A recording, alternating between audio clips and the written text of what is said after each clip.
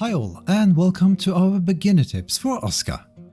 Whether you have already started playing ASKA or are about to, we wanted to share a few of our favorite tips with you so that you can have the best possible start.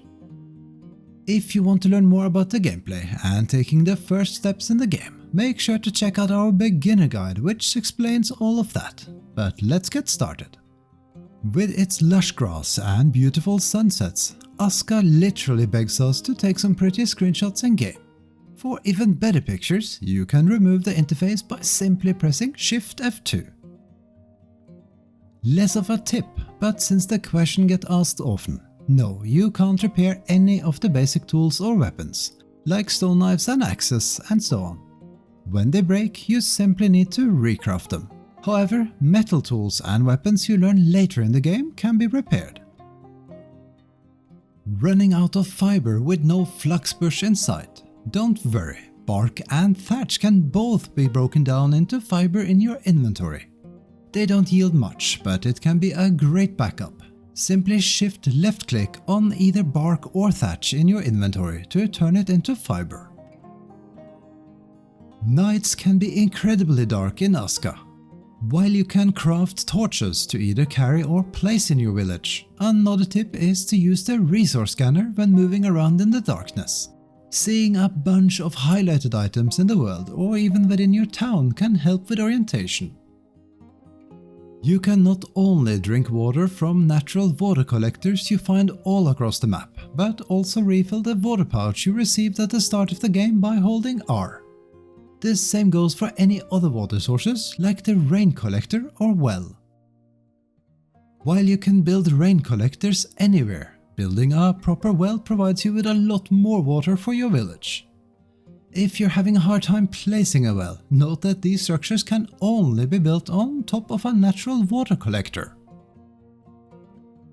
If you use a bow, you can pick up your arrows most of the time, either from the environment or the corpse. It's a quick way to restock a few arrows and save materials. Buildings can't be moved in ASKA, at least not for now. If you want to change the placement of one, you will need to dismantle it and build it again. You should however get most if not all resources back. You'll find them laying around the dismantled building. You might have noticed that not only food but also other items in your inventory or on the ground are slowly decaying. This can be prevented or at least slowed down significantly by putting items into storage. Items in storage decay at a much slower rate, whether that is a woodcutter's or gatherer's hut or a warehouse. Do you have raw food items that have decayed a bit or are about to go bad? Well, you can reset their decay timer fully by simply cooking them. They will decay over time again, but at least you gave your stack of mushrooms or meat a new lease of life. Don't forget to occasionally rest. Sleeping for a short period of time provides you with a buff. The better your accommodation, the better and longer lasting is your rested buff. For example, the simple shelter provides you with a bonus to stamina and stamina recovery for approximately 4 minutes. While the slightly advanced chieftain hut gives you an even better buff for roughly 12 minutes. Speaking of buffs, while you might already know that consuming onions and garlic will provide you with a healing burst, you should also know that these buffs stack. There's no need to wait around for the rather slow healing effect. The more onions or garlic you eat, the faster your health will recover. Keeping your villagers fed and happy is important, so make sure to tend to their needs and even adjust their work schedules. Like you, villagers will receive buffs when resting, eating and drinking, but there are other factors that can influence their morale as well.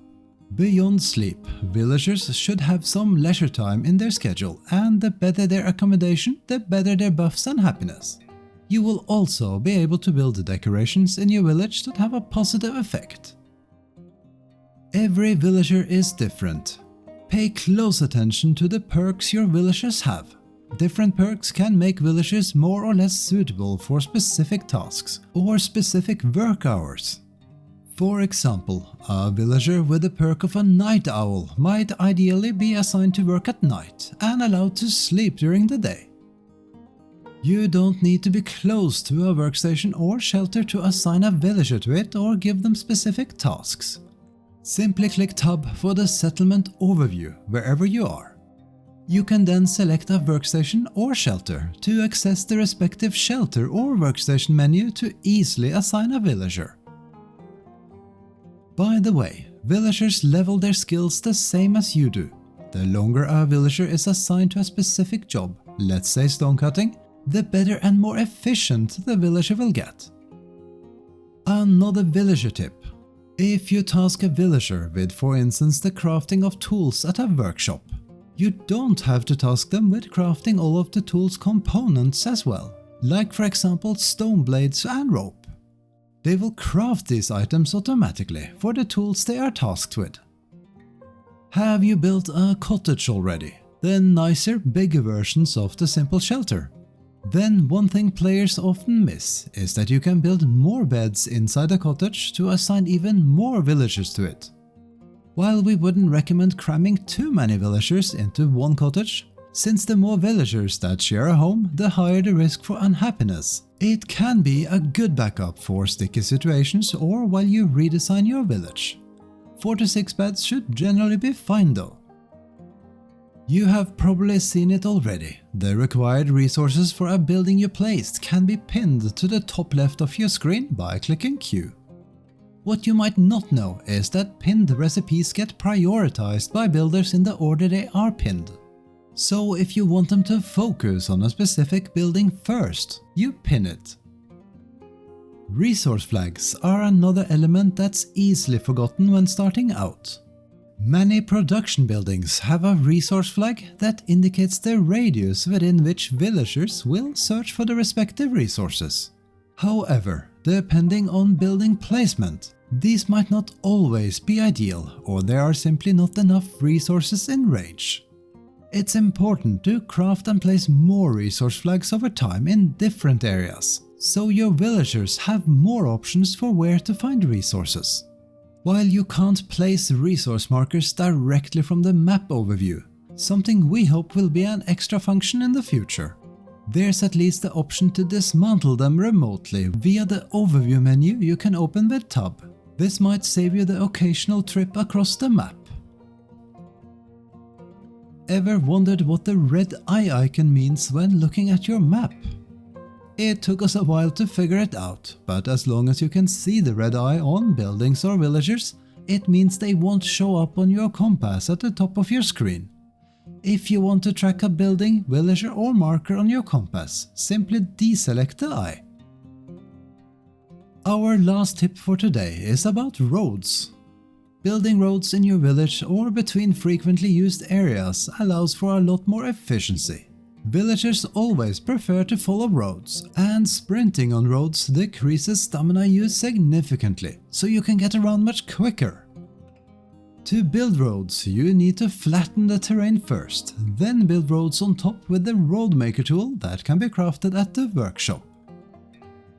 And that's all for our favorite beginner tips. We hope you'll find some of them useful and have a great time expanding your village. Oh, and if you like what we do, please do leave a comment, give us a thumbs up and subscribe.